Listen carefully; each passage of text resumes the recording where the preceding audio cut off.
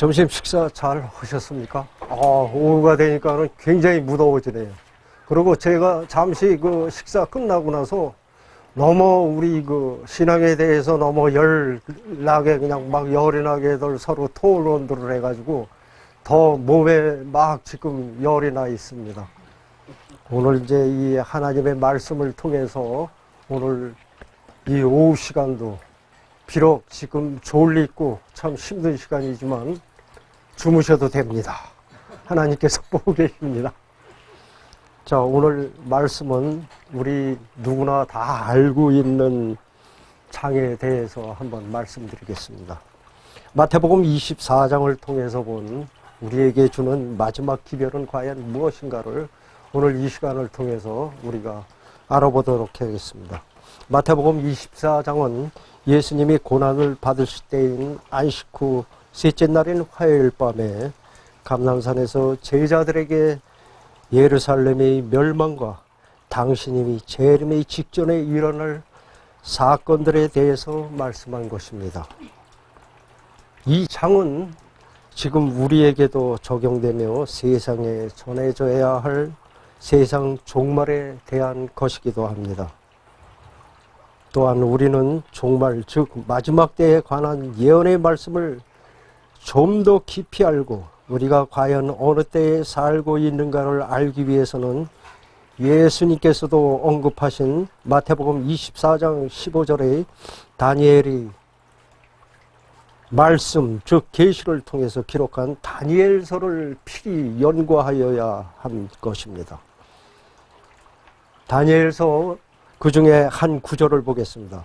다니엘 12장 4절입니다. 다니엘아, 마지막 때까지 이 말을 간수하고 이 글을 봉함하라. 많은 사람이 빨리 왕래하며 지식이 더하리라. 참으로 안타깝게도 많은 사람들과 교회들이 이 성경들을 오해하고 있습니다. 여기에 봉함하라는 단어가 있습니다. 이 표현을 가지고 많은 신학자들과 목사들 그리고 기독교인들이 다니엘서는 봉함된 책이라고 주장하면서 우리가 이 세상에서는 이해할 수도 없고 해석해서도 안 되는 책이라고 많은 사람들은 그렇게 주장을 합니다. 그러나 우리 모두는 분명히 알아야 하고 명심할 것은 성경 66권 가운데서 우리에게 중요하지 않은 책은 한 권도 없다는 사실을 여러분은 아시기 바랍니다. 성경은 하나님께서 우리 인류를 너무 사랑하심으로 인하여 우리에게 주신 하늘의 메시지이며 우리를 위한 생명의 양식이고 우리의 소명과 빛이 되도록 하기 위한 영원한 복된 언약의 말씀입니다. 처음부터 끝까지 오직 주제는 하나이며 하나님과 메시아 곧 예수 그리스도에 관한 말씀이기 때문입니다. 그렇기 때문에 우리가 성경 말씀을 이해하고 깨닫기 위해서는 성경 한 구절이나 한 단어만을 가지고 그 뜻을 알려고 할 것이 아니라 그 단락의 전체와 그 쓰여진 시대의 배경과 그리고 성경 책들과 책들, 장과 장들을 연결해서 배우며 연구해야 할 것입니다. 왜냐하면 많은 성경의 말씀들은 오직 하나님께서 인류에게 주신 말씀이며 이 말씀들은 하나님의 영감에 의해서 인간이 기록했기 때문입니다.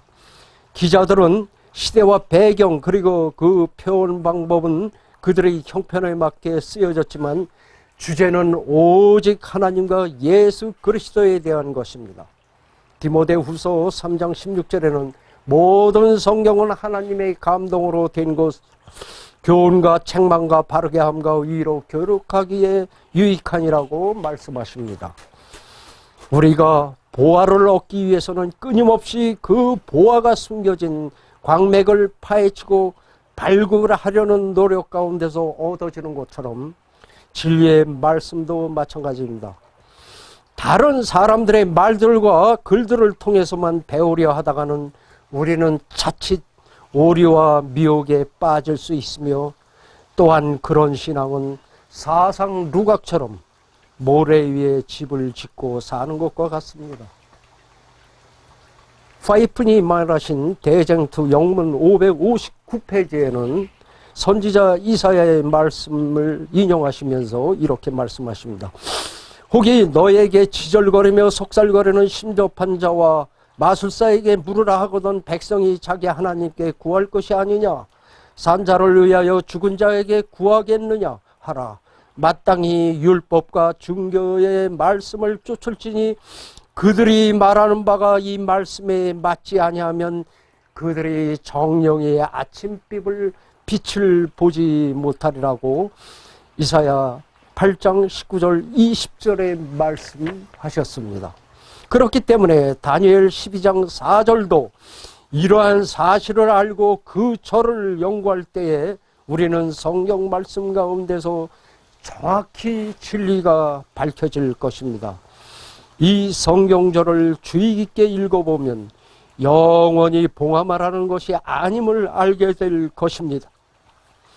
여기에는 분명히 영원히 봉함하라는 것이 아니고 마지막 때까지 봉함하라고 되어 있으며, 이 말은 다른 말로 할 것 같으면 마지막 때, 즉 말세가 되면 이 책이 펼쳐지고 해석될 것이라는 뜻입니다.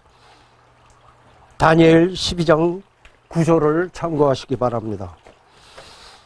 또한 다니엘서를 좀 더 밝히 보여주는 예언서가 있는데 그것이 다니엘서와 서로 연결된 책인 바로 요한계시록인 것입니다.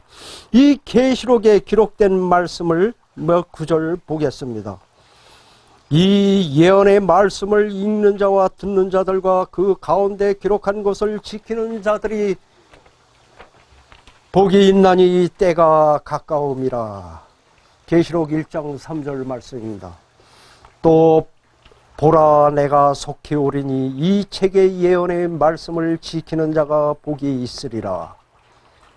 22장 7절 말씀입니다. 또 내게 말하되 이 책의 예언의 말씀을 임봉하지 말라. 때가 가까우니라. 계시록 22장 10절 말씀입니다. 이 말씀들에서도 말했듯이 때에 대해서 반복해서 이야기하는 것을 알게 될 것입니다. 이 때란 바로 종말의 때를 말하는 것이며, 다른 말로 말하면 예수님 재림을 말하고 있는 것입니다. 그런데 오늘날 대부분의 교회와 목회자들이 이 중요한 예언서를 임봉한 책이라 하여 스스로 연구하지도 않고 교인들에게 가르치지도 않고 있는 것입니다. 그 결과 많은 성도들이 예언과 종말에 관하여 매우 궁금해하면서도 배우지 못해 무지한 가운데서 예수님의 재림을 위해서 준비되지도, 그리고 진정한 대적이 누구인지도 깨닫지 못하고 신앙생활을 하고 있는 것입니다.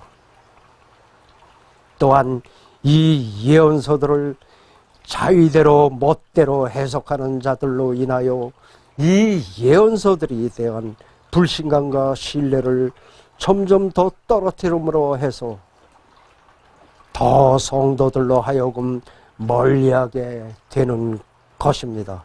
또한 그런 자에게 미혹되어 돌이킬 수 없는 흑암의 길로 들어가는 성도들이 많은데, 이런 일들은 그동안 교회들이 얼마나 예언에 대해 무지한가를 반증하고 있는 것이며, 그 좋은 예가 요즘 많은 교회들을 전정긍긍해야 하는 바로 신천지라는 그러한 집단이며, 바로 이러한 자들을 거짓 선지자들이며 거짓의 압이라는 것입니다. 마태복음 24장 6절로 8절입니다. 난리와 난리 소문을 듣겠으나 너희는 상가 두려워 말라. 이런 일이 있어야 하되 아직은 끝이 아니니라. 민족이 민족을, 나라가 나라를 대적하여 일어나겠고 처처에 기근과 지진이 있으리니 이 모든 것이 재난의 시작이니라.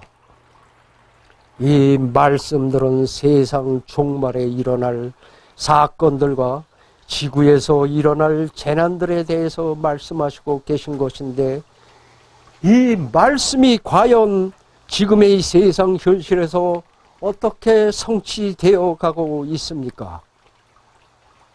지금 지구의 종말은 1800년대에서부터 시작된 것으로 보는 것이 성경 예언을 통해서 합당할 것으로 많은 예언을 연구하는 신학자들과 목회자들을 통해서 증언하고 있습니다. 이전에 먼저 종교계에서는 무슨 사건이 일어났습니까? 1260년간, 즉 AD 538년부터 AD 1798년까지 로마 법왕권에 의한 종교 암흑 시대가 종지부를 찍는 사건이 일어났습니다. 이 말씀은 계시록 12장 6절, 계시록 11장 3절, 다니엘서 9장 25절, 12장 7절, 계시록 13장 5절을 참고하시기 바랍니다. 기독교 역사의 길이 남을, 또한 다니엘서와 요한계시록에 이미 예언된 일들이 18세기 말의 프랑스 혁명에 의해서 정확히 성취된 것입니다. 바로 나폴레옹 시하에 있는 버티어 장군이 시민 혁명군의 지시로 로마 교황 비오 6세가 체포되고 유배되어 옥사하는 사건이 바로 프랑스 혁명에 의해서 1798년에 일어난 사건이 예언서에 기록된 사건인 것입니다.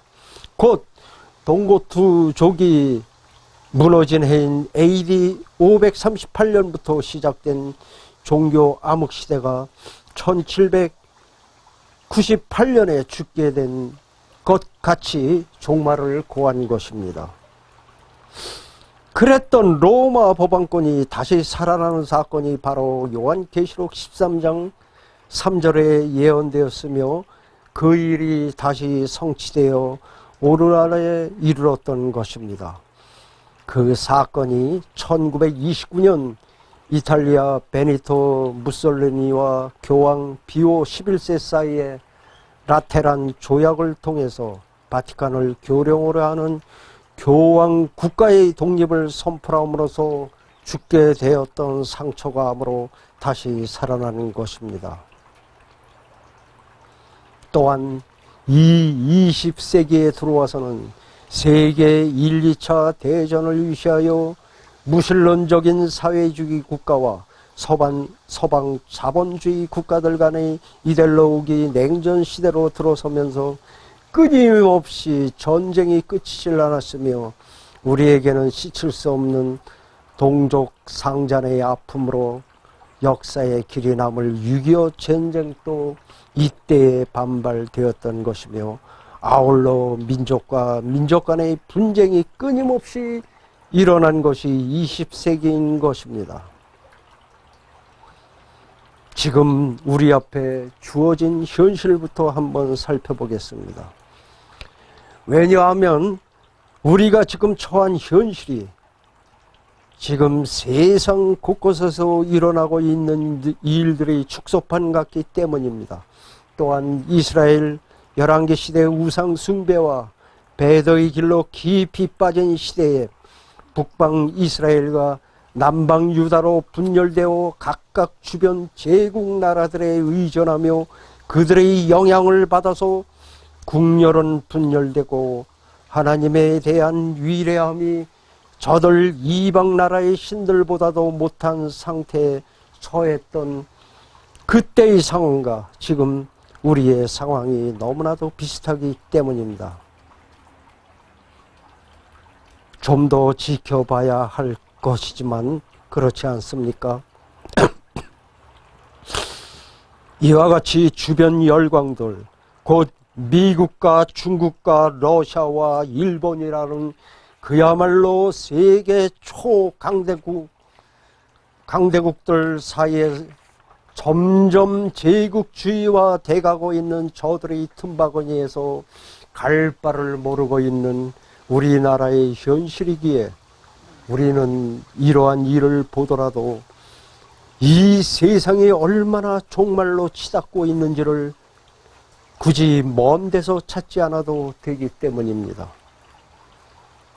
이들의 패권 전략은 결국 우리 모두를 저들의 소나기에 넣기 위한 수순이며, 그들 초강대국 간의 패권 경쟁이 인류 역사 이래 치열한 때에 그 중심에 살고 있으며, 우리는 지구 종말을 예고하는 와중에 있는 것이기도 합니다. 또한 최근의 소식에 의하면, 잠시 말씀드렸지만 미국은 북한의 또다시 대륙간 탄도미사일 발사를 할 경우 직접 개입할 것을 이미 중국은 알고 예상하고 그들의 군대를 북중 경계 쪽으로도 집중하고 있다는 사실을 우리는 알고 있어야 할 것입니다. 그야말로 저 북은 어떠한 세력이 지금 잡고 있습니까? 종잡을 수 없는 저 북을 장악하고 있는 그 세력, 바로 무신론적 사상으로 골수까지 물들어진 인간을 신격화해서 철왕성 같은 김씨 왕조를 이루고 있는 전쟁광이요 무자비한 살육도 서슴지 않는 김정이라는 이 세상에 둘도 없는 자가 지금 세상과 우리를 전쟁의 공파로 휘몰아가고 있는 지금의 한반도 정세이기도 합니다. 그러나 참 하나님의 마지막 남은 백성들은 이러한 일에 요동하지 않습니다. 왜냐하면 우리는 하나님의 말씀을 더 신뢰하며 성경에 기록된 예언의 참뜻과 거기에 증거된 대적들이 누구인지를 정확히 알며 그들에 의해서 어떠한 일들이 일어날지에 대해서 저희들은 알고 있기 때문입니다. 누가복음 21장 11절입니다. 또한 이 마지막 때에 어떤 일들이 일어납니까? 첫째 큰 지진과 기근과 온역이 있겠고 또 무서운 일과 하늘로서 큰 징조들이 있으리라. 지금 지구는 어떻게 돌아가고 있습니까? 우리의 한반도에서는 겪지 않을 것 같았던, 예전부터 우리 한반도를 금수강산이라고 했는데 그랬던 우리의 한반도가 지진도 빈번히 일어나고 있으며 사계절이 뚜렷했던 우리가 절기 따라 일어나던 일들, 즉 겨울에는 사원이란 단어가 사라진 지 이미 오래이며 겨울 가뭄과 봄 가뭄은 이미 우리의 처한 현실이 되었으며 물 부족 사태를 겪게 되는 일들이 일어나고 있습니다. 또한 머지않아 우리도 물 부족 국가로 전락하고 말 것입니다. 기온은 아열대성 기후로 변해가고 있으며 앞으로 20년만 있으면 여름이 1년에 6개월이 된다고 합니다. 우리 한반도가. 또한 장마도 불규칙적으로, 그리고 비도 전체적으로 내리는 것이 아니라 국지성 호우로 갑자기 변해서 쏟아붓듯이 내리는 것이 요즘의 현실입니다. 그래서 미처 대비하지도 못하고 갑자기 불어난 물로 인하여 많은 수해를 입는 현실입니다. 이러한 자연재해들은 인간의 노력과 과학이 아무리 발달했다고 하지만 우리의 힘으로는 절대로 해결할 수 있는 것이 아닙니다. 그러면 왜 이런 일들이 일어납니까? 이러한 원인 중에 큰 원인은 지구의 바로 온난화입니다. 대기 중에 이산화탄소, 메탄 등의 기체가 많아지면서 그 기체들이 지구가 태양으로부터 받는 열의 배출을 막기 때문에 지구의 평균 기온이 올라가면서 극지방의 거대한 빙하가 급속히 녹아내리면서 그 어마어마한 빙하의 무게에 눌려있던 지구의 지각이 빙하가 녹으면서 주변의 밀도가 낮아지고 이동 현상이 일어남으로 인해 그 이동 현상 때문에 지진은 더 빈번하게 발생할 수 있는 것이란 것입니다.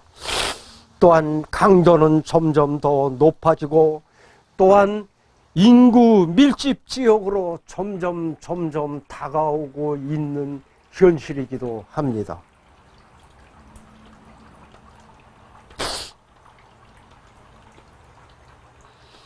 이러한 때에 요전에 어느 TV 대담 프로에서 한 패널에 의해서 이런 말을 듣고 한편으로는 사람들도 그렇게 생각하겠구나 하고 저는 생각했습니다.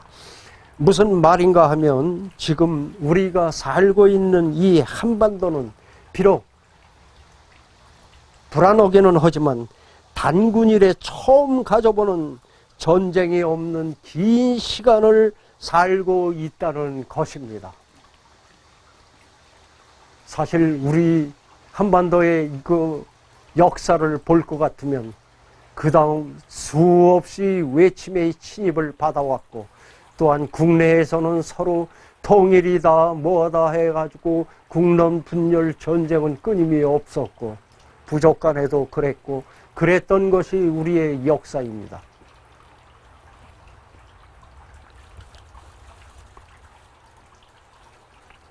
일면 이 말은 타당한 말씀인 것 같지만 저는 이것을 이렇게 표현하고 싶습니다. 바다에 태풍이 오기 전 잠잠하지만 이것은 그 잠잠함이 길면 길수록 그 후에 오는 태풍은 어마어마한 힘으로 우리에게 몰려온다는 것입니다. 이와 같이 우리가 평화로다 안전할다 그때에 예수님은 이 땅에 재림하실 것입니다. 지금의 우리의 심리 상태도 마찬가지로 안전하다 평화로다 하며 방심하고 전혀 재림을 준비하지 않고 있는 것입니다. 그런 우리가 또 한편으로는 일요일 휴영용만 기다리고 있으며 또한 그때에 늦은 비 성령이 내릴 때에 그 늦은 비 성령의 비를 맞고 우리는 변화될 것이라는 이러한 정말로 허황된 믿음을 가지고 있는 사람들이 우리 안에도 너무 많이 있음을 우리는 알고 있습니다. 또한 지금 전염병들 곧 온역으로 인한 인간의 죽음은 전쟁으로 인한 것보다도 훨씬 많다는 것입니다. 스테만 카우프만 저 전염병의 위협 두려워만 할 것인가에는 한 해가 멀다 하고 전염병에 대한 뉴스가 등장한다. 그럴 때마다 전염병이 그렇게 확산되고 있는지 지구촌의 관심은 온통 여기에 집중된다. 하지만 언제나 그렇듯 전염병 유행이 수그러들면 전염병에 대한 관심도 자연스레 수그러든다. 어떤 전염병이 언제 어떻게 출현할지 사람들에게 얼마나 치명적일지 어느 누구도 정확히 예측할 수가 없다.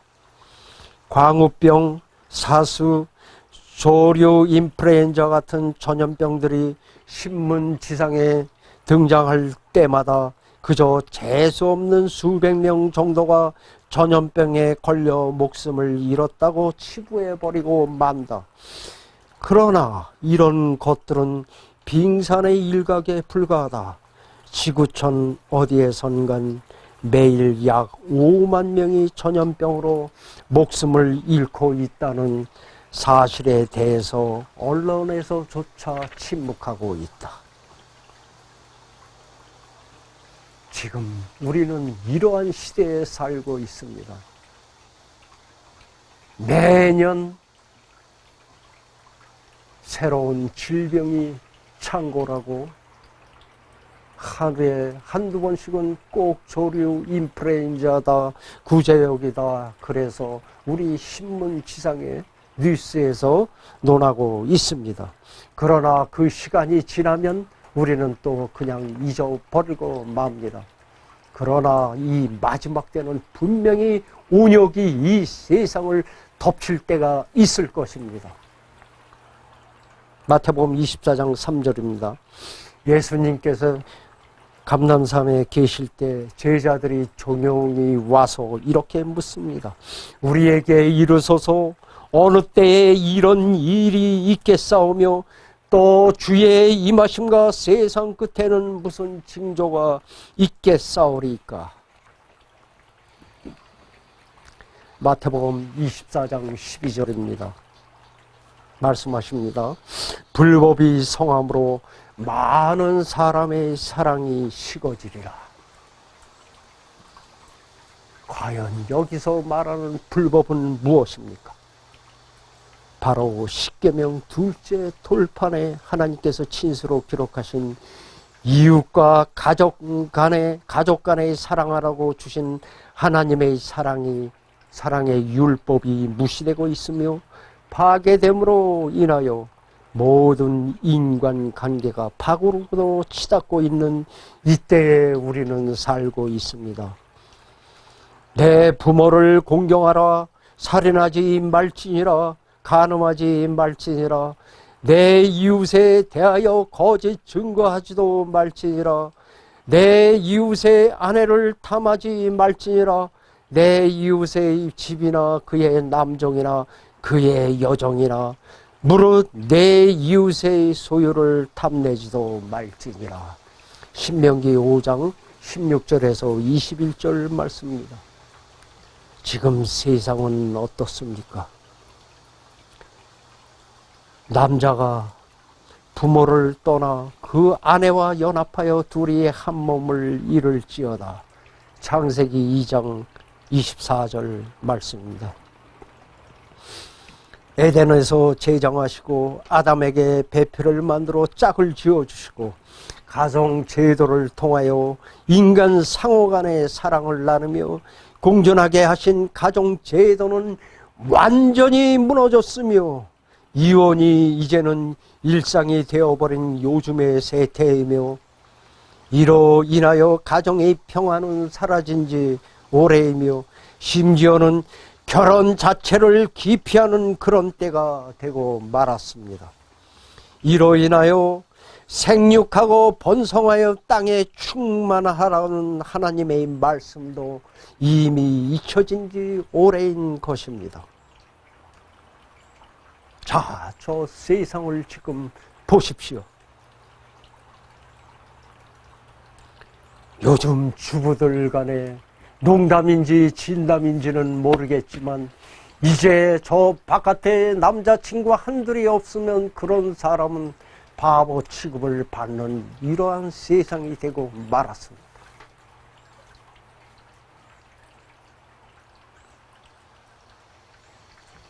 젊은이들은 자기의 향락과 자기 개인 생활을 위해서 가정을 회피하고 결혼을 회피하고 자식을 회피하고 오직 자기의 즐거움만 찾는 그러한 세상이 되고 말았습니다. 이 세상, 인간 세상에서 사탄이 제일 먼저 노리는 인간 최소 단위가 무엇입니까? 바로 가정인 것입니다. 가정이 무너지게 되면 그 가정이 무너지게 되면 그 가정을 이루고 있는 그 사회가 무너지게 되면 또 국가도 무너지게 되고 있는 것입니다. 지금 이 한반도는 앞으로 50년 후면 한 민족이 이 지구상에서 영원히 사라질 것이라는 그러한 인류 학자도 있은 것을 여러분은 기억하시기 바랍니다.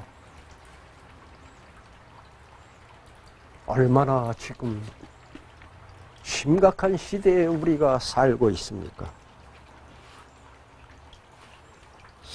이런 일들이 바로 세상 종말의 징조이며 예수님 재림의 징조입니다. 마태복음 24장 15절입니다. 선지자 다니엘의 말한 바 멸망에 가중한 것이 거룩한 곳에 선 것을 보거든 읽는 자는 깨달을진저. 이 말씀은 나중에 말씀드리겠지만 다니엘 11장 31절에는 멸망에 미운 것이 선 것은 보거든. 제자들이 감난산에서 예수님께 조용히 묻는 말에 예수님께서는 이미 AD 70년의 로마 제국 군대들이 제국의 깃발을 들고 예루살렘을 포위하여 그 성전을 불태우고 돌 하나도 남기지 않고 회파할 것을 아시고 예언하신 것이며, 그것이 이미 다니엘에 의해서 BC 6세기경에 예언되었고 다시 예수님을 통해서 다니엘서 11장 31절에 기록된 그 말씀을 상기시키신 것입니다. 그때 예수님께서는 우리에게 또 뭐라고 권면하십니까?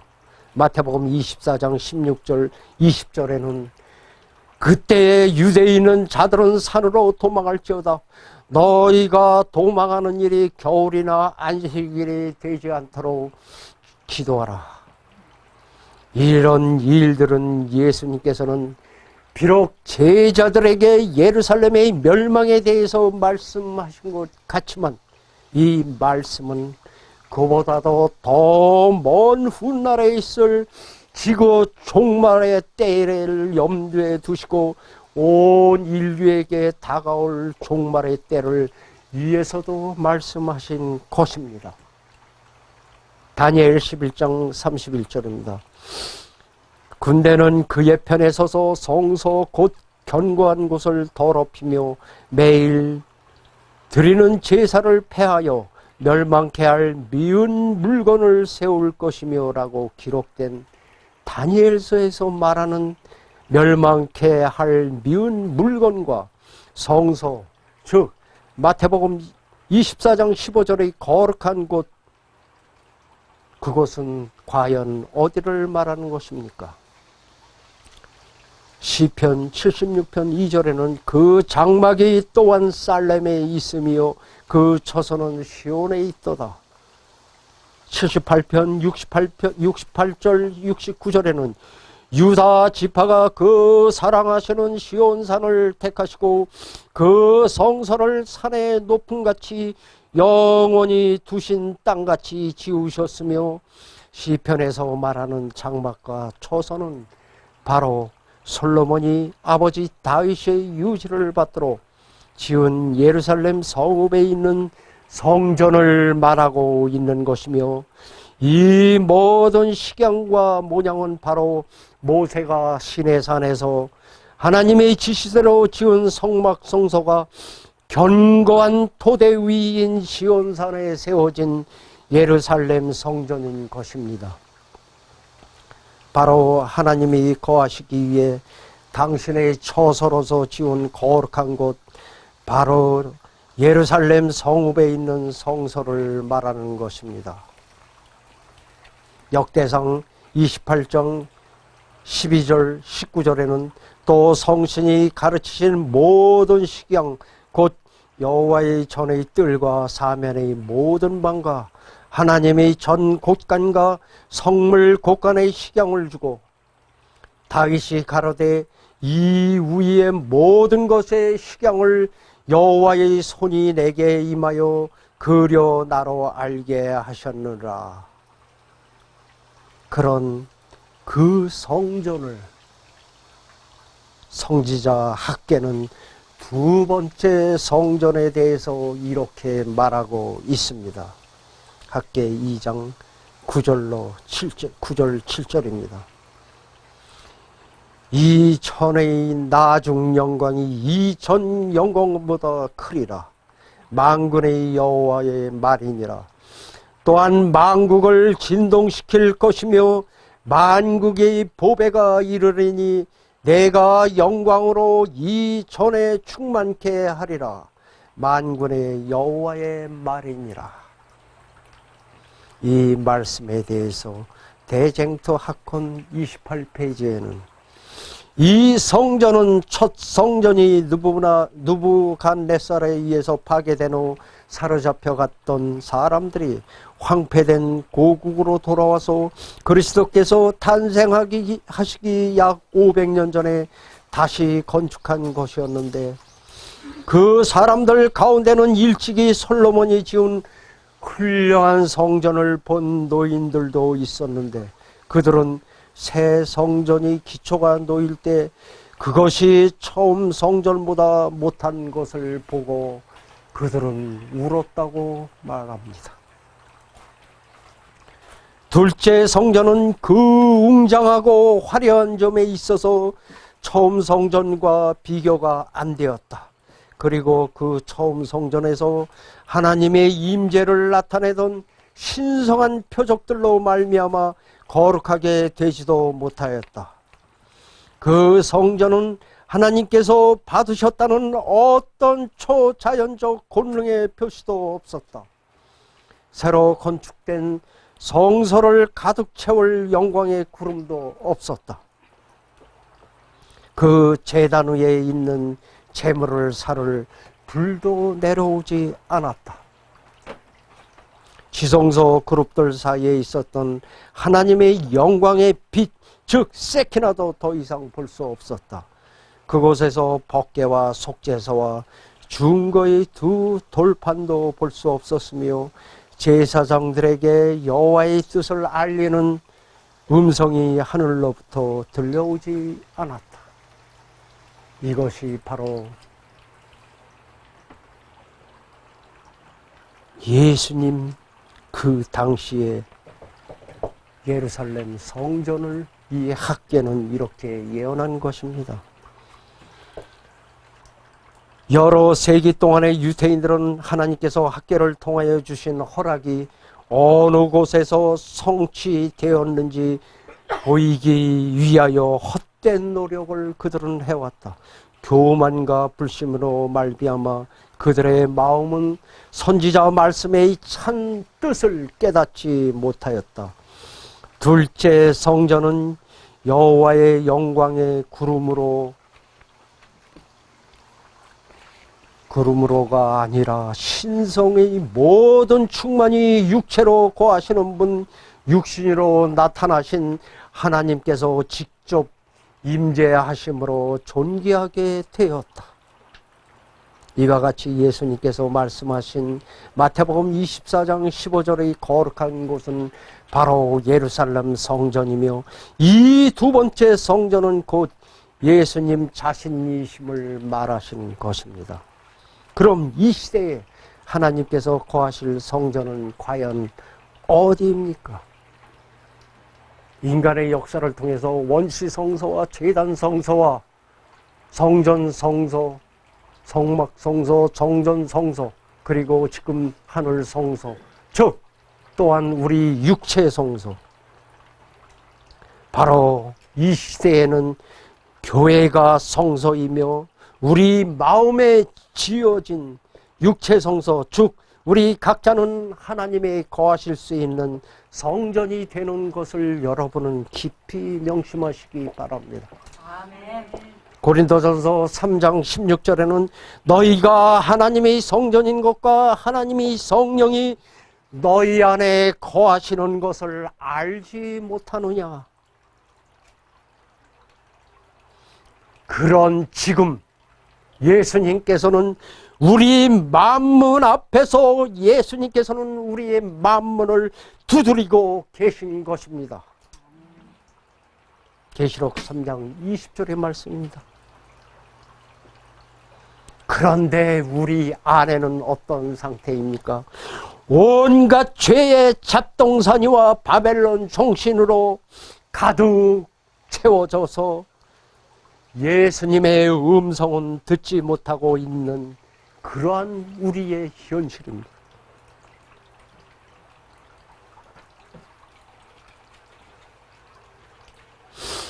지금까지는 거룩한 곳, 즉 성소에 대해서 알아봤습니다. 예수님께서는 그 성전, 곧 예루살렘의 멸망에 가중한 곳, 다니엘 11장 31절에 멸망케 하는 미운 물건을 세울 때에 매일 드리는 제사를 폐하여 버릴 것이며 그때 너희는 유대에 있는 자들은 산으로 도망하라고 말씀하십니다. 또한 말씀하시기를 도망하는 일이 겨울이나 안식일이 되지 않도록 기도하라고 말씀하십니다. 그 멸망케 할 미운 물건이 그럼 과연 무엇입니까? 이것을 알기 위해서는 다니엘서 7, 8장에 기록된 예언에 대해서 우리는 알아야 합니다. 오늘은 간단히 알아보도록 하겠습니다.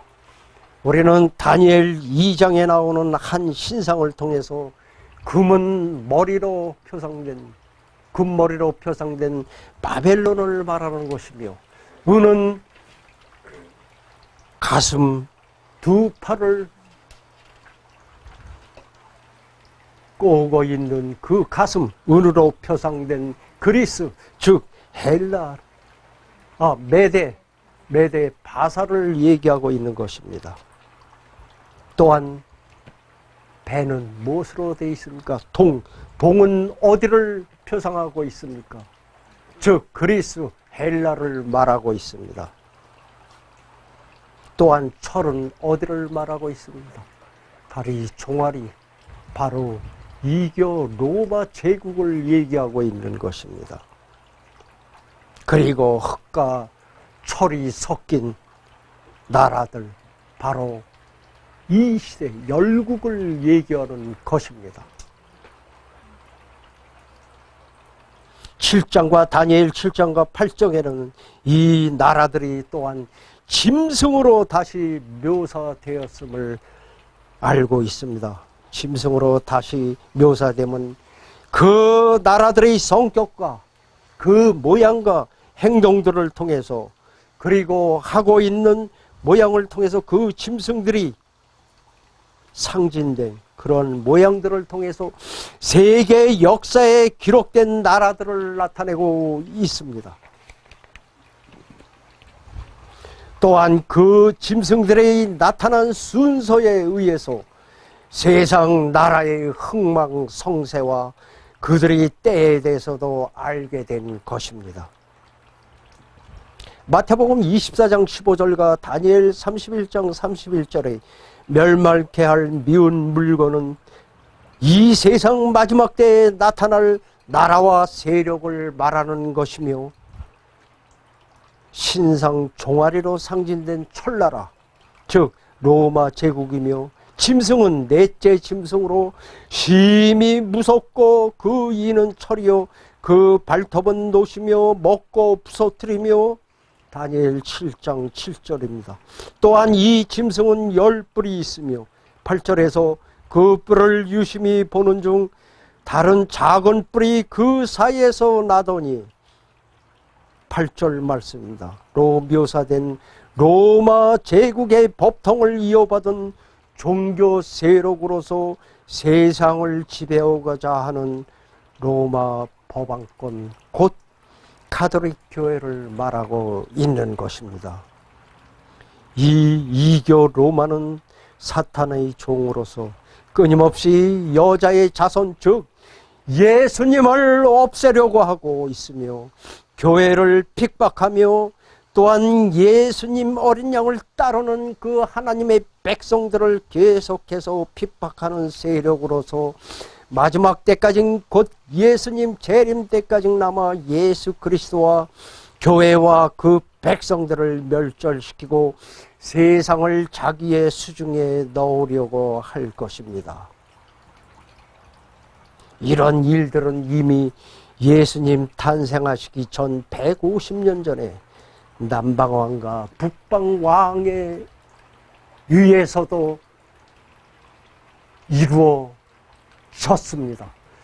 또한 예수님 이 땅에 태어나실 때도 그들, 즉 헤롯을 앞세운 그들에 의해서 끊임없이 예수님을 멸절시키려 했던 그들입니다. AD 70년 로마의 명장 티투스 장군이 군대를 이끌고 예루살렘 성을 포위하고 점령하는 과정에서 예수님의 경고의 말씀을 기억하고 따른 사람들은 모두 무사히 예루살렘 성을 빠져나와 살았지만 그 말씀에 유의하지 않은 사람들은 다 비참한 최후를 맞았던 것입니다. 이런 일들은 이제 예수님 재림하시기 전에도 일어날 것입니다. 오전 시간에 우리 김 선교사님이 말씀하셨듯이 우리가 준비되지 않으면 이 마지막 때는 다 이러한 지경에 빠질 것입니다.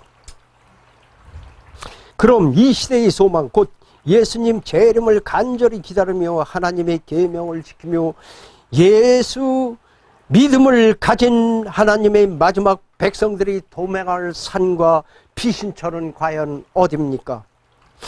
바로 영적 시온산에 세워진 하나님의 견이며 우리의 신비 가운데 세워진 예수님이 거하시며 성령이 거하실 수 있는 전인 것입니다. 전 시간, 오전 시간에 말씀드렸듯이 우리 안에 성령이 계시지 않으면 마지막 때는 우리는 다 멸절되고 말 것인 것을 여러분은 꼭 명심하시기 바랍니다. 아멘. 그리하여 이 마지막 때에 예수님이 거하실 수 있고 성령님이 거하실 수 있는 전이 되기 위해서는 우리가 어떠하여야 할 것입니까? 예수님이 이 시간, 이 때에 지성소에 들어가셔서 다니엘서 8장 14절에 정결케 하는 그러한 사업이 봉사가 이루어질 때 우리도 거기에 동참하여서 우리 스스로가 정결케 되려는 노력이 없을 때에는 우리는 분명히 성령, 늦은 비 성령을 우리가 아무리 원하지만 그 성령께서는 우리 안에 절대 거하실 수가 없는 것입니다.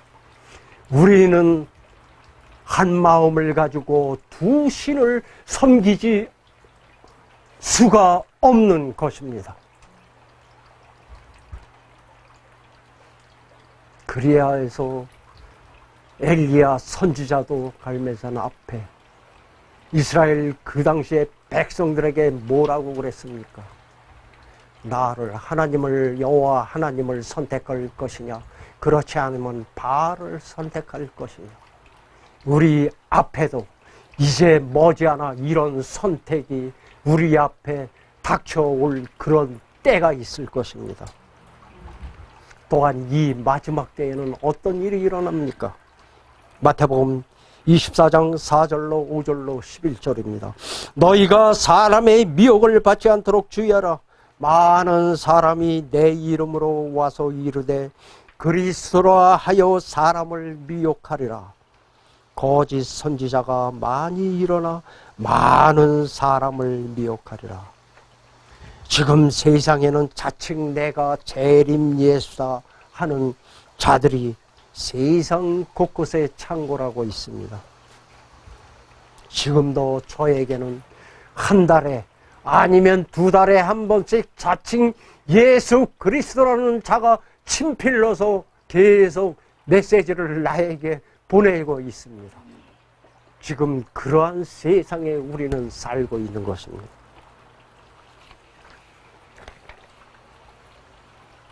또한 이러한 시대에 지금 세상과 많은 교회들은 어떤 상태이며 그곳에서 가르치고 있는 것은 무엇입니까?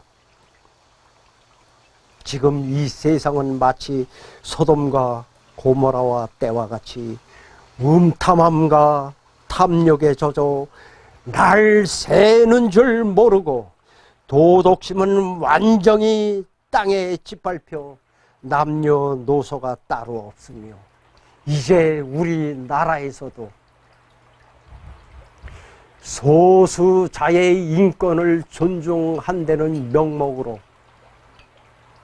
동성애가 합법화되고 이제 우리 눈앞에서 동성애자들이 결혼식이 버젓이 일어날 것입니다.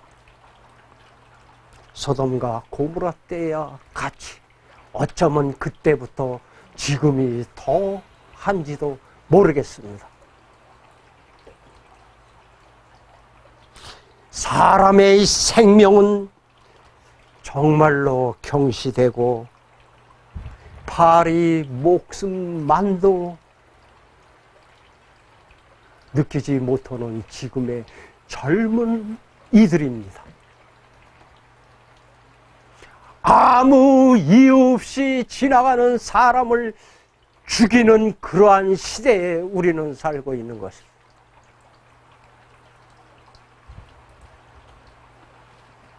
이 시간에도 쉴 새 없이 폭력과 살인이 일어나고 교회들은 세속적이며 하나님의 말씀을 전하기보다는 사람의 유전과 전통에 의한 오리와 거짓 교리들로 많은 사람들을 미혹하며 가르치고 있는 이러한 때에 우리는 살고 있습니다. 지금 저 하늘 성서에서 최후의 봉사를 하고 계시는 대제사장이신 예수님은 완전히 무시되고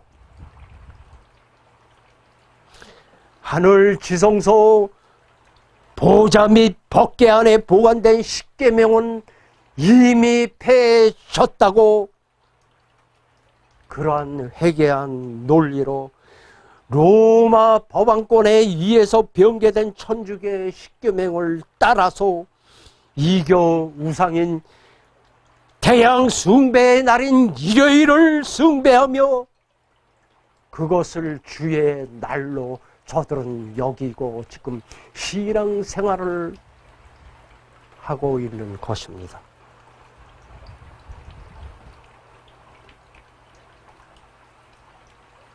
그래서 그들은 날이 가면 갈수록 하나님의 진로의 잔을 채우고 있는 이러한 때에 우리는 살고 있는 것입니다. 이런 일들이 누구에 의해서 일어납니까? 입으로는 주여 주여 하는 자들 곧 거짓 선지자들과 그들에게 영향을 받은 사람들에 의해서 세상은 점점 바벨론화 되어 가고 있으며 타락하여 성경은 왜곡되고 예언은 완전히 가려져서 세상과 교회는 사탄의 회로 변질되어 가고 있는 이때에 우리는 그 중심에서 살고 있는 것입니다. 예수님께서는 산상에서 이렇게 또 말씀하십니다. 마태복음 15장 7절로 9절입니다. 외식하는 자들아, 이사야가 너희에게 대하여 잘 예언하였도다. 일러소되 이 백성이 입술로는 나를 존경하되 마음은 내게서 멀도다. 사람의 계명으로 고루 교훈을 삼아 가르치니 나를 헛되이 경배하는도다. 아멘. 또한 14절에는 소경이 되어 소경을 인도하는 자로다. 만일 소경을 인도하면 다 구덩이에 빠지리라고 말씀하십니다. 또한 예수님께서는 분명히 우리에게 말씀하십니다. 마태복음 5장 17절 18절에는 내가 율법이나 선지자나 폐하러 온 줄로 생각지 말라. 폐하러 온 것이 아니요 완전케 하려 함이로다. 진실로 너희에게 이르노니 천지가 없어지기 전에는 율법의 1.1핵이라도 없어지지 아니하고 다 이루리라. 사탄은 애초부터 백성들로 하여금 하나님의 율법은 지킬 수 없으며 그것은 하나님의 공의와 자비가 없으신 다만 우리를 심판하기 위한 법이기 때문에 지키지 않아도 된다고 하면서 예수님이 십자가로 인하여 새 계명을 주었으니 그것은 사랑이라는 것입니다. 오로지 사랑만 있으면 된다는 것입니다. 여러분, 과연 그렇습니까? 세상에 어떤 종교나 사랑을 논하지 않는 종교는 없습니다. 과연 그 사랑이 어디, 누구를 위한 사랑이냐, 어떠한 사랑이냐가 중요한 것입니다. 이렇게 무지한 백성들로 하여금 하나님의 율법과 계명을 범하게 함으로써 하나님과 끊임없이 분리시키려는 일들을 꾸미고 획책하고 있는 것입니다. 그리하여 사탄은 저의 능력과 고난에 의한 거짓 계명으로 사람들을 미혹하여 지금 교회와 세상은 우상 숭배에 깊숙이 빠져 있는 줄도 모르고 거기서 아멘 아멘 하면서 경배하고 있는 것입니다. 다니엘 7장 23절에는 그가 누군지 좀 더 확실하게 우리 앞에 하나님께서는 밝혀주십니다. 그가 장차 말로 지극히 높으신 자를 대적하며 또 지극히 높으신 자의 성도들을 괴롭게 할 것이며 그가 또 때와 법을 변개코자 할 것이며 성도는 그의 손에 붙임바되어 한 때와 두 때와 반 때를 지나리라. 이미 하나님께서는 다니엘을 통해서 이런 일이 일어날 것을 2600여 년 전에 예언하셨던 것입니다. 그 세력, 바로 로마 제국의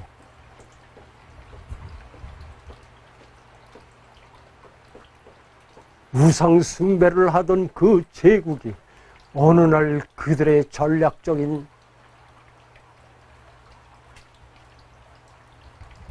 실수로 인하여서 기독교로 그들이 개종했다고 사람들을 미혹했으며 그들은 우상 숭배의 유전을 계승하여 오늘날 로마 천주교회로 지금 우리 앞에 존재하고 있는 것입니다.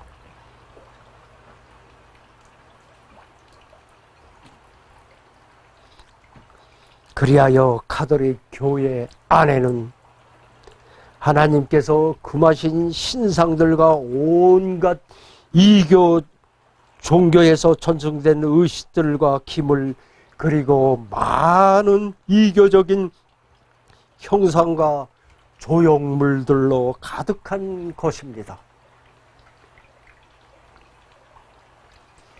로마 바티칸 그곳에 다녀온 분들은 누구나 그 모든 조각물들과 그 형상들을 보려고 놀라움을 금치 못했다고 얘기하고 있습니다.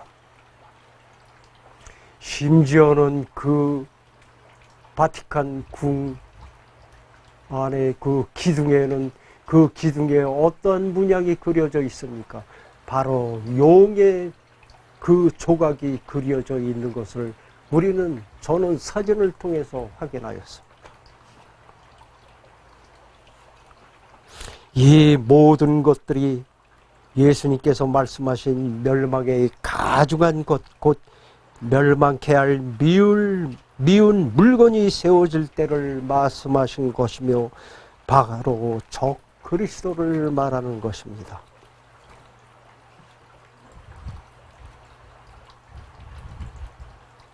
또한 이 가중한 것이 종교 세력인 그 당시에 예수님 십자가에 달리실 당시에 종교 세력인 바리새인들과 서기관은 거짓 대제사장과 합심하여 매일 드리는 제사를 폐한 것인데 바로 그것이 예언이 이루어지기 위한 예수님의 십자가 사건을 인 것입니다.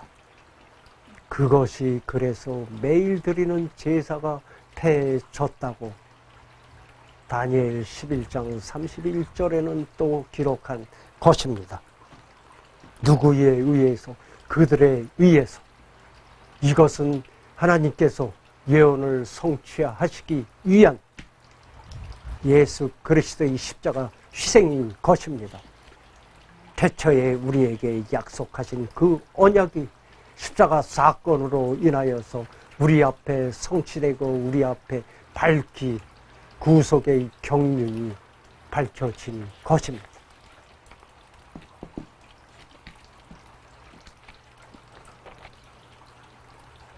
일찍이 인간의 시절인 아담이 죄로 인하여 타락한 후에 하나님께서는 우리에게 첫 번째 예언을 주셨으니 바로 우리가 말하는 원복음이라고도 하는 창세기 3장 15절의 말씀인 것입니다. 내가 여자와 원수가 되게 하고 너의 후손도 여자의 후손다 원수가 되게 하라니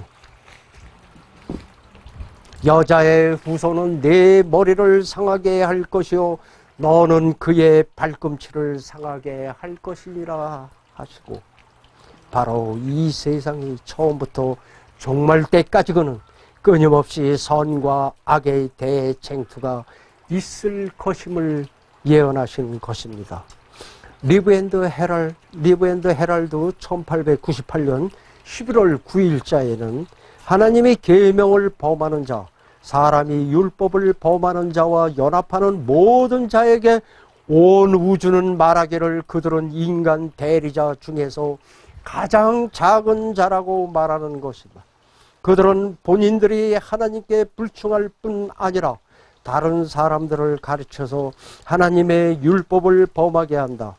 그리스도의 율법의 지식을 가졌노라고 말하지만 그들의 가르침과 모범으로 다른 영혼들을 암흑과 흥미 가운데 빠뜨리는 사람들을 위해 하나님께서는 준엄한 심판을 선고하신다.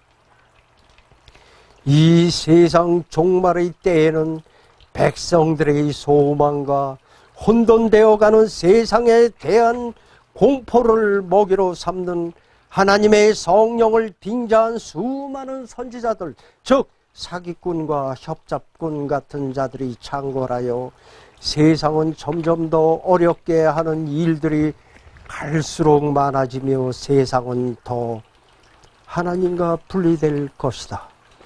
이와 함께 하나님의 진리의 말씀을 전하는 하나님의 종들을 계속해서 배척하게 될 것이다. 그리하여 잠시 후면 진리의 말씀을 들으려 해도 그 진리를 전하는 사람들이 점점 사라지게 될 것이기 때문에 하나님의 말씀은 인간 지식의 홍수 속에 진리의 말씀은 파묻혀 무엇이 진리인지 더욱더 혼돈에 빠져서 나중에는 그 진리의 원칙에 대한 생수의 말씀을 들을 수도 없게 되는 것입니다. 이런 일들이 지금 우리에게도 일어나고 있으며, 지금 우리가 각성되지 않으면 현대 진리의 말씀은 우리들 앞에서도 완전히 사라지게 될 것입니다. 우리의 지금 현실이 과연 그러한가 안 그러한가 돌아보시길 바랍니다. 아모스 8장 11절 12절에는 보라, 날이 이를지라 내가 기근을 땅에 보내리니 양식이 없어 주림이 아니며 물이 없어 가람이 아니요 말씀을 듣지 못한 기갈이라. 사람이 이 바다에서 저 바다로 북에서 동까지 비틀거리며 여호와의 말씀을 구하려고 달려 왕래하되 얻지 못하리라. 이제 정말 머지않아 그러한 때가 우리들 앞에도 도래할 것입니다. 아마 제가 생각하기에는 우리 세대가 끝나고 그 안에 예수님이 오시지 않으면 김영은 선교사 세대까지가 아마 마지막 세대가 될 것인지 저는 분명히 그렇게 생각하고 있습니다. 지금 세상은 왕래는 점점 빨라지고 세상의 지식의 증가가 급속할 것이며 인간의 과학은 창조주와 하나님의 능력을 가리려 할 이때에 우리는 살고 있으며 진리의 말씀은 사람의 이론과 전통과 유전에 의해서 점점 더 희석될 것입니다. 다니엘 12장 4절에는 다니엘아, 많은 사람이 빨리 왕래하며 지식이 더하리라. 이 말씀 가운데 지식이 더하리라는 말씀은 세상이 인간에 의한 지식도 급속히 증가할 것이지만 하나님의 말씀에 대한 진리의 빛도 더 밝히 드러남으로 인해서 성경 말씀 속에 봉함되었던 진리가 우리 앞에 환히 드러날 것을 또한 말씀하신 것입니다. 더러 마지막 때의 기별인 마태복음 24장과 예언을 연구하면서 가르치는 목사님들과 평신도들이 있습니다만 말씀과 예언서를 연구하고 해석하고 적용하는 방법이 어떤 것은 참으로 황당하기도 하고 또 어떤 부분은 가르치는 사람마다 서로 다르기 때문에 배우는 우리의 입장에서는 어떤 것을 믿어야 할지 참으로 고민이 많으신 분들이 많을 것입니다.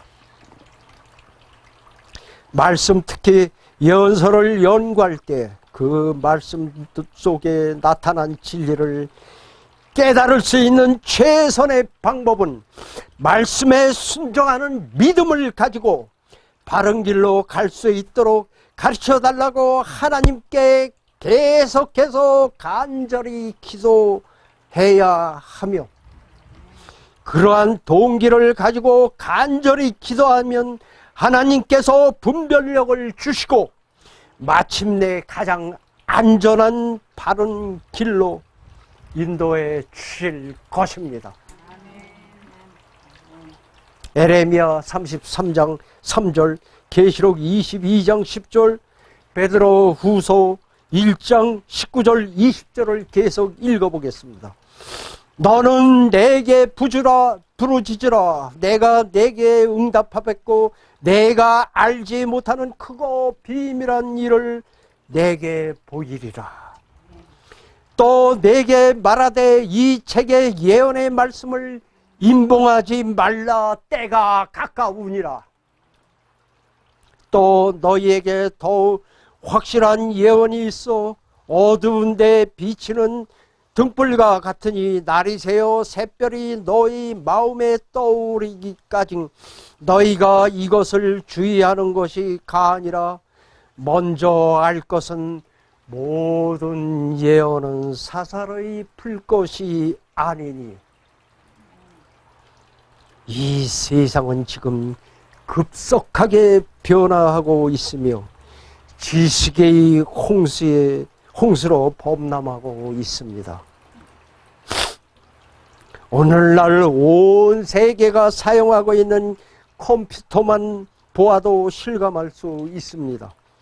100년 전에는 지식이 2배로 증가하는데 150년이 걸렸습니다. 그런데 컴퓨터의 발달로 인하여 앞으로 2년 후인 2020년이 되면 지식의 증가하는 속도, 즉 배가 기간이 73일이 될 것이라는 것입니다. 정말 두렵고도 놀라운 세상입니다. 어느 미래학자들의 주장에 의하면 2050년이 되면 현재 우리가 사용하고 있는 지식의 1%만 사용될 것이라는 것입니다. 그만큼 2050년이 되면은 엄청난 지식이 컴퓨터 안에 저장될 것이라는 것입니다. 그 중에 1%도 우리가 사용하지 못할 것이라는 것입니다. 이것은 반증해서 우리가 다시 말하면 앞으로는 점점 인간은 인간의 뇌를 인간의 의지에서 일을 하는 것이 아니고 대부분 지식은 기계와 컴퓨터에 의존하게 될 것이라는 것입니다. 바로 이것은 인간이 기계의 노예로 전락하게 되버린다는 것입니다. 또한 이것이 바로 마지막 때의 사탄이 인류들에게 바라는 바이기도 한 것입니다. 우리는 그래서 지금 세상이 어떻게 급속히 돌아가는 이 세상을 한쪽으로는 말씀을 보면서 주시해야 할 것입니다. 며칠 전에 생전 공영 방송에서 이런 방송을 하는 것을 처음 들었습니다. 비록 짧게나마지만 어느 나라인지 나는 지금 얼핏 들어서 기억은 안 납니다. 벌써 생체 칩을 시작했다고 합니다. 이 시국. 그것도 어디다? 엄지와 검지 사이인 이 사이에다가 인간의 편리에 위해서 한쪽으로는 분명히 그것을 알기 때문에 이것이 인간에게 어떻게 이용을 어떤 세력이 이용할 건지 알기 때문에 벌써 반대 세력이 한쪽에 있는 걸 알면서 사람들은 그거를 받으면서 편리하다고 그 뉴스에 나와서 자기 아파트에 들어가는데 손을 대니까는 문이 저절로 열리는 그러한 시대에 벌써 와 있는 것입니다. 우리는 지금 일요일 휴업령이 내리기만을 기다릴 것이 아니라 그 전에 무슨 일이 우리 앞에 다가올 건지를 한번 주시해 보시기 바랍니다. 그래서 우리가 과연 예언의 말씀을 진실로 안다면은 그러한 일들이 우리 앞에 왔을 때 이것이 무엇을 의미하는 것인가를 깨닫고 여러분은 그때 선택의 기로에 서기도 할 것입니다. 이것은 내가 얘기하는 것이 아닙니다. 사실은 저는 몇 년 전에 누구로부터 이 베리칩에 대한 얘기를 듣고서 어떤 면에서는 그러한 자료를 많이 수집했고 가지고도 있습니다. 그러나 이것은 아직 때가 아니고 또한 이것을 통해서 짐승의 표로 나타난다는 것을 저는 주장하지는 않습니다. 그러나 마지막 때에는 이런 일로서 사람들을 옥죄이기 위한, 사람들을 하나의 자기의 꼭두각시로 말들기 위한 이런 일들이 우리 앞에 다가올 수도 있다는 것입니다. 작년인가 재작년에 분명히 재림신문에서 어떤 기자가 이거에 대해서 실린 적이 있습니다. 앞으로 이 문제는 우리도 한번 지켜볼 일이라고.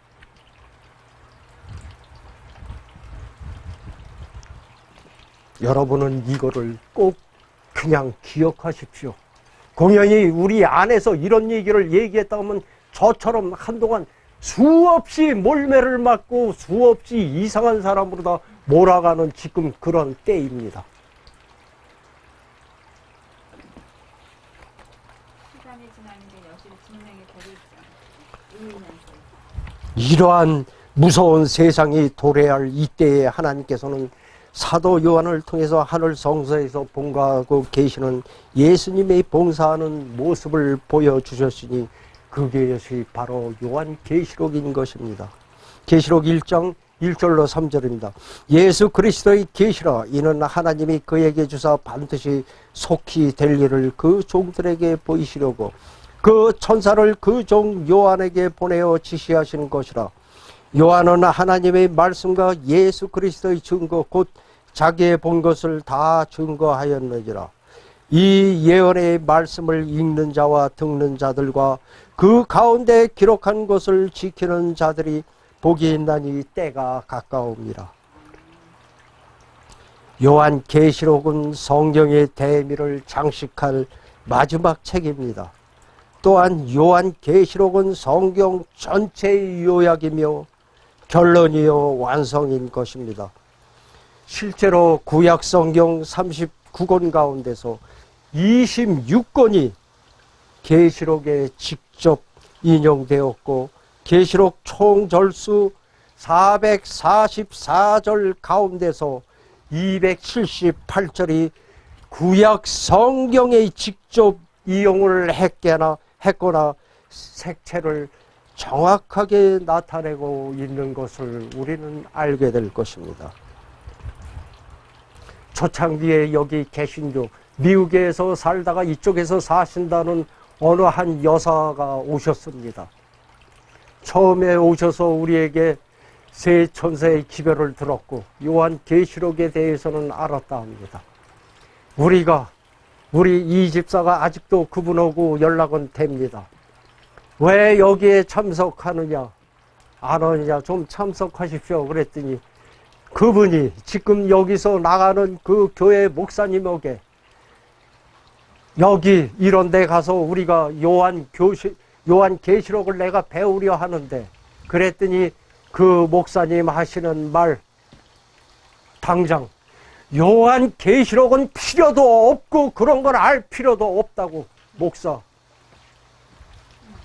그래서 여기는 안 온다고 하시지는 않았는데 그 핑계를 대더란 말입니다. 지금 사탄은 이와 같이 이 예언의 말씀을 잡고 백성들로 가리려 하는 것입니다. 왜 이런 일들이 일어납니까?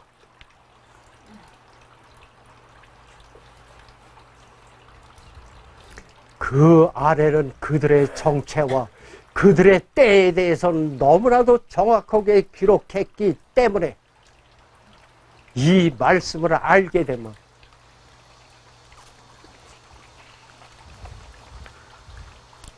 이러한 요한계시록을 지금 세상의 많은 교회들과 하나님을 믿는다고 공언하는 사람들이 등한히 하거나 심지어는 전혀 연구하지도 알려고도 하지 않는 무지와 무식을 드러내며 무조건 그 얘기를 하면 종말론자들로 몰아가고 이 말씀을 선포하거나 전할 때 저들은 대단한 거부감과 함께 저항을 하며 그들이 흔히 말하는 이단의 잣대를 들이대고 정죄하려고만 하는 것입니다.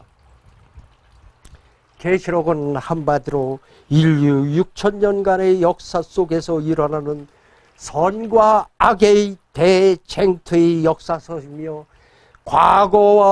과거의 일과 현재 그리고 미래를 보여주는 것입니다. 그래서 사탄 마귀는 끊임없이 예언서를 어떻게든지 인간들과 분리시키려며 그러한 시도를 하며, 그렇지 않으면 오류와 엉뚱한 방향으로 우리를 이끌고 가려 하는 것입니다. 그래서 그들이 지금 세상에서 하고 있는 일들이 무엇입니까? 바로 IS 테러라 집단을 그들이 만들어서 사람들을 미혹하고 있는 것입니다. 우리가 예언서를 제대로 안 되면 그런 거에 우리가 공포감을 느끼고 넘어가기 않을 것입니다. 성경은 창세기가 서론이라면 요한계시록은 결론인 것입니다. 이 계시록의 구약의 상징들, 모형들, 그림자들, 표상들, 그리고 근본적인 개념들을 독특하고 두렵게 섞어서 성경과 세상 역사의 전반에 걸친 사람들과 사건들의 근본적인 문제와 해결, 원인과 결과를 계시록에서 기결되고 있습니다. 성경과 세상 역사의 결론으로서 예수 그리스도의 재림이 이 책의 절정을 이루어 마지막 장인 22장의 세 번씩이나 내가 속히 오리라는 말씀과 함께 이를 학수고대하는 성도들의 소망인 아멘 주 예수여 오시옵소서로 끝을 맺고 있는 것입니다.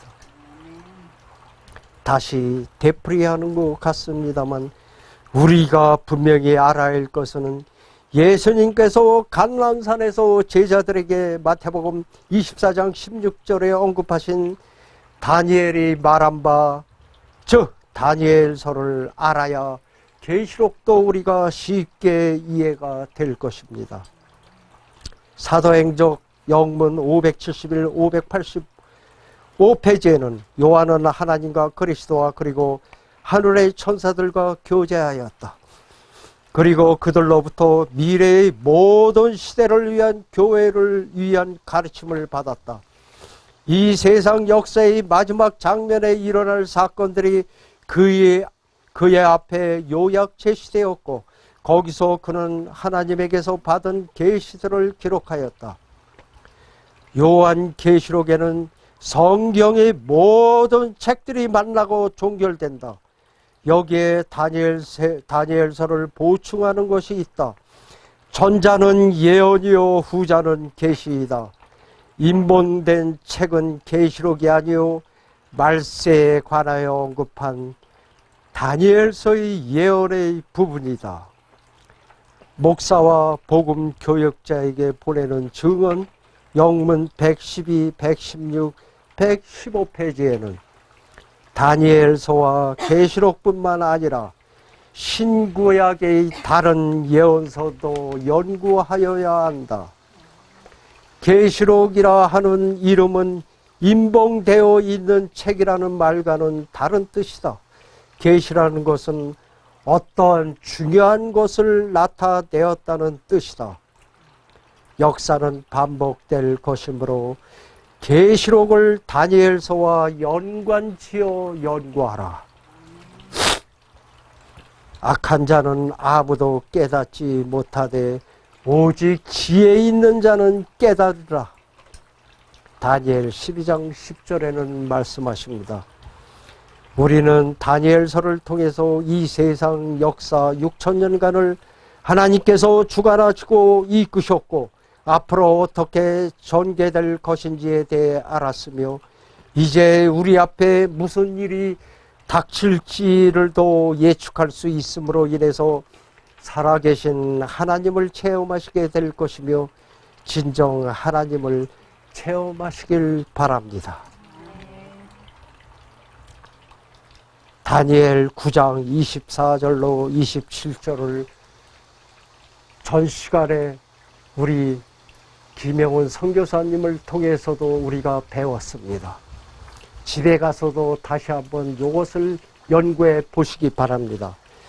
이 말씀에 대해서 과학자요 신학자인 뉴턴 경은 말하기를,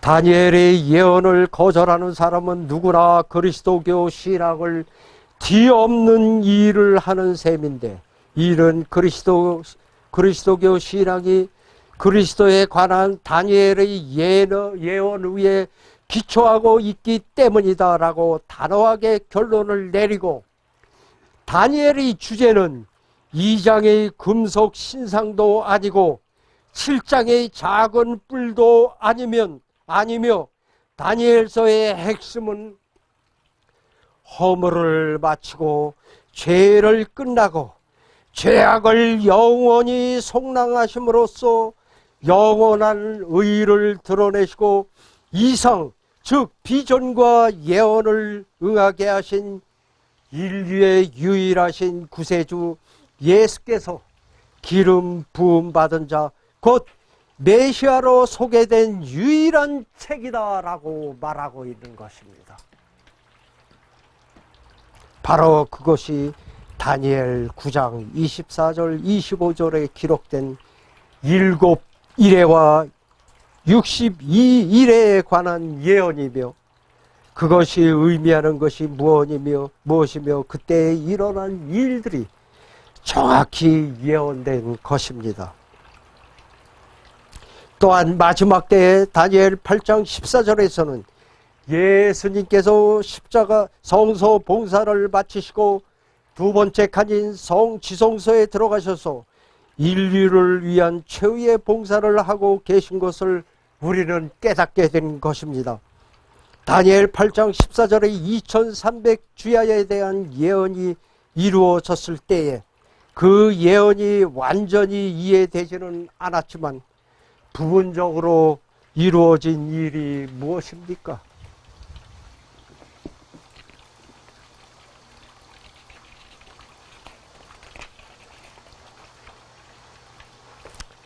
바로 1839년부터 서서히 태동되어서 1843년과 1844년 10월 22일까지 외쳐진 큰 소리의 외침, 곧 재림의 기별인 것입니다. 비록 예수님의 재림은 지연되어 이 기별을 받은 이들이 대실망에 빠져서 많은 이들이 이 대열에서 이탈하여 예수님의 재림에 대한 대적들이 비웃음과 조롱에 동청함하는 결과를 낳았지만, 거기에서 실망으로 끝나지 않고 무엇이 잘못되었는지를 성경을 통해서 다시 연구하고 깨닫게 된 것이 있었으니, 다니엘 8장 14절의 2300주약의 끝인 1844년 10월 22일은 세상을 정결케 하기 위한 재림이 아닌 그동안 우리의 죄들로 인하여 더럽혀진 성소, 곧 두째 칸인 지성소에 예수님이 멜기세덱의 반차를 쫓아 대제사장으로서 들어가셔서 그동안 끊임없이 행해 오시던 매일의 봉사를 마치시고 대속죄일의 봉사를 하시기 위하여 당신의 피와 백성들의 탄원의 기도를 가지고 마지막 봉사를 하시기 위하여 지성소에 들어가신 것입니다. 이것이 바로 다니엘 8장 14절 2300주야의 끝에 행해지고 있는 성소가 정결케 함을 입으리라는 기별이 주어졌으며, 이때의 성경을 깊이 연구하여 우리 앞에 밝혀진 하늘 보호자의 빛으로 환하게 되어 하늘 성전이 열리고 그 기별이 바로 성소 진리인 것입니다. 이것이 바로 다니엘 8장, 사도 요한은 일찍이 말년에 밤모라 하는 섬에 유보되어 그곳에서 하늘로부터 계시를 받아 하늘 성소에서 봉사하시고 계시는 예수님의 모습을 보았는데, 그것을 기록한 것이 요한 계시록인 것입니다. 다음 시간에, 다음 기회에 우리가 요한 계시록과 다니엘서 11장을 연계해서 다시 한번 연구해 보겠습니다. 이 시간 참으로 더운데 지루하신데 끝까지 들어주셔서 감사합니다. 기도하겠습니다.